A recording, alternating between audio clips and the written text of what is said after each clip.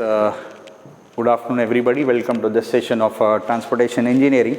In the previous class, we had seen what is the importance of super elevation, what is the concept of super elevation, what is the need of super elevation. Basically, super elevation is that concept when a person is traveling on a flat terrain, when he comes across a horizontal curve, at that time what happens is there are chances of centrifugal force developing. Centrifugal force gets developed, so we should come up with some phenomena or some system where we can reduce this centrifugal force. If we don't come up with system of reducing this centrifugal force, there are high chances of skidding as well as overturning of the vehicles also. So that time what we do is we slightly raise the outer edge of the pavement, that is called as super elevation. In raising the outer edge of the pavement with respect to the inner edge, this is called as super elevation. So we had seen what is the concept of super elevation. We had seen the formula what we had equated after different equations, calculating different equations. We had got a super elevation formula, that was E plus F is equal to V square by GR, where E is the angle of super elevation and F is the frictional force, V is the velocity of the vehicle, G is the acceleration due to gravity, and R is the radius of curvature. We had also seen what is equilibrium equation, equilibrium super elevation. Basically, in equilibrium super elevation, what happens is frictional force is neglected there.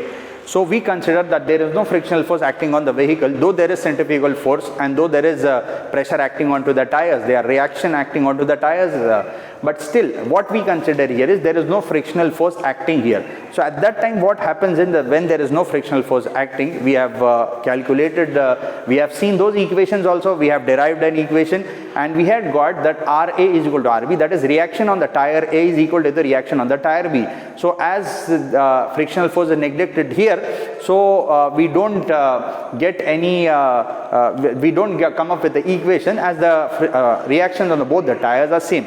Today we will be dealing with a problem, we will be seeing a problem where how to calculate the super elevation when the frictional force is given, or when super elevation is given, when radius of curvature is given, how can we calculate? Let us see that. We will be seeing that. See, the problem says that the radius of the horizontal circular curve, the radius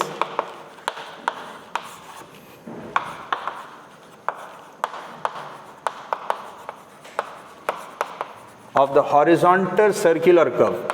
As I have told you, super elevation is that place it comes where when we are crossing a plain flat terrain, vertical terrain, and suddenly we come across a horizontal curve. At that place we will have to provide a super elevation. So this is, you can see horizontal curve has come here. Horizontal circular curve is 100 meters. Okay, the design speed is 50 kilometers per hour.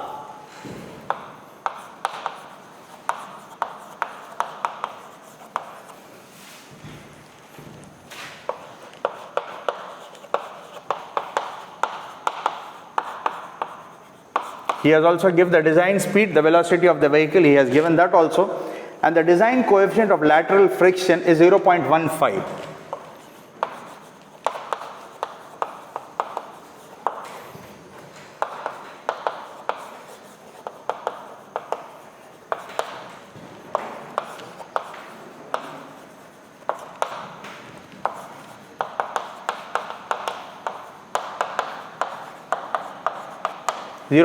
Always remember the frictional force, we take that as lateral friction also.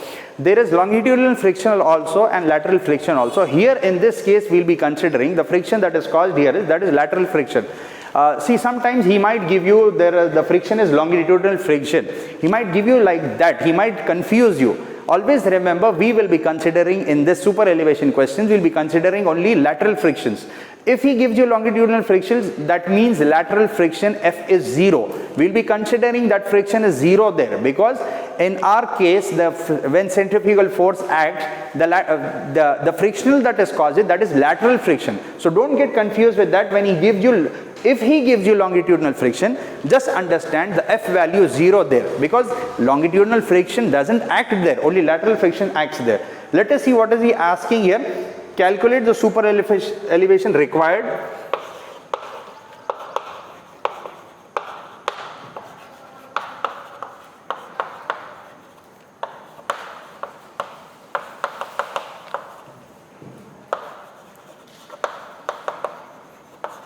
Calculate the super elevation required if full lateral friction is assumed to develop.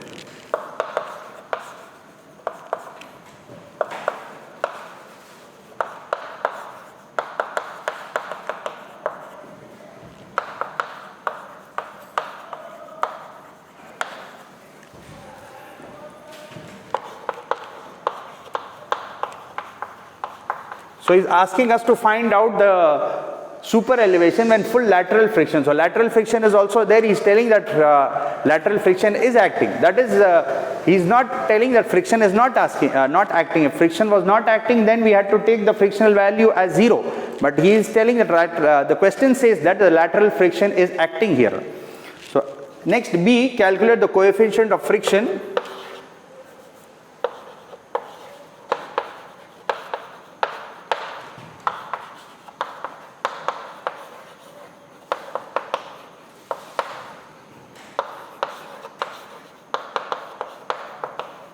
Calculate the coefficient of friction needed if no super elevation is provided. Here he is telling we'll have to find out the friction when there is no super elevation. Super elevation is 0 here. That is what he says.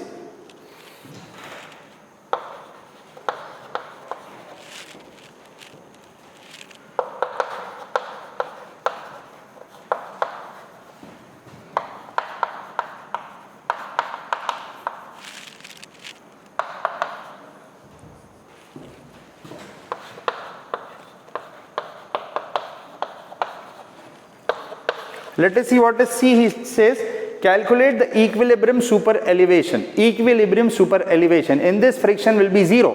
As I had told you, equilibrium super elevation is that concept in which the frictional force won't act and it will be taken as 0. Calculate the equilibrium super elevation if the pressure of inner and outer wheels should be equal.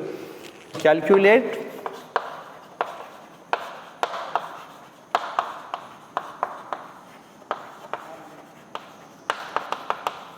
the super elevation if the pressure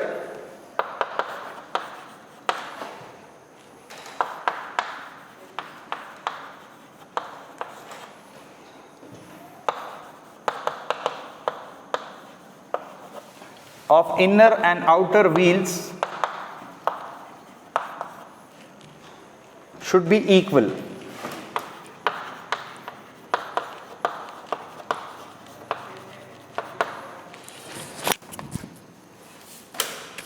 So he has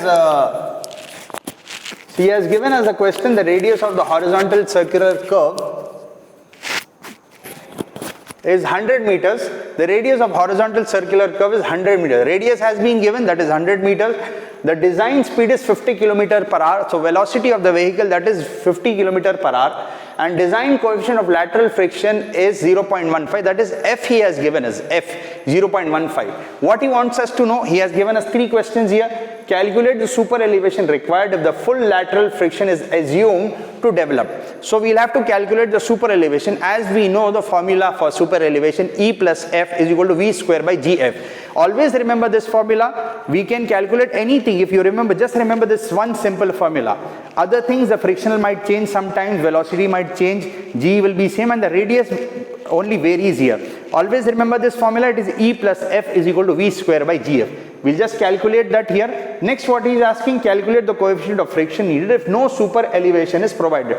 In this, we'll have to make the super elevation E value as 0 and calculate the friction what we are getting. Super elevation is not present, so E will be cancelled, that is 0. And third, what he is asking us, calculate the super elevation if the pressure of the inner and outer wheels should be equal. As I had told you in the equilibrium super elevation, the pressure in the tires, that is RA and RV will be equal. So he is asking us to calculate that value also, what will be the equilibrium super elevation. Okay, let us calculate this now. Calculate all these questions here. We'll be seeing, we'll be calculating each one after the other. In the first one, he is asking us to find out the super elevation. Let us see what all is given here, then we'll see. So what is given here is horizontal circular curve is 100 meters, the radius. So R has been given here, that is 100 meters. Okay, fine here. This is the solution. Okay, the design speed is 50 kilometers per hour. So V is equal to 50 kilometers per hour. The design coefficient of lateral friction is 0.15, that is F has been given here, that is 0.15. Here as we know the formula for super elevation, as I told you, E plus F is equal to V square by GR. G is 9.81.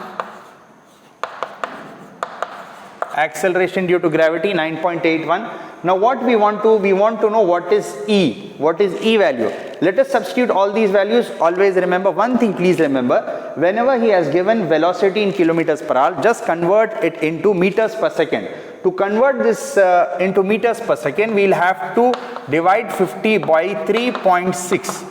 You calculate this, we will have to convert it into meters per second. It is in kilometers per hour, because we have all this in radius is in meters, and this also should be converted into meters per second. It cannot see, this is in meters and this is in kilometers, it can't be calculated like that. So 50 divided by 3.6, I am getting the value as 13.88. So this is in meters per second. Always remember that this is simple here, don't get confused. We have to maintain all the values in the same units, it can't be changed. So E plus F is 0.15, I'll just substitute that, 0.15 is equal to V square, 13.8 square, divided by G is 9.81, into radius is 100 meters. Please substitute these values and you can tell me what is the answer you are getting. 13.8 square divided by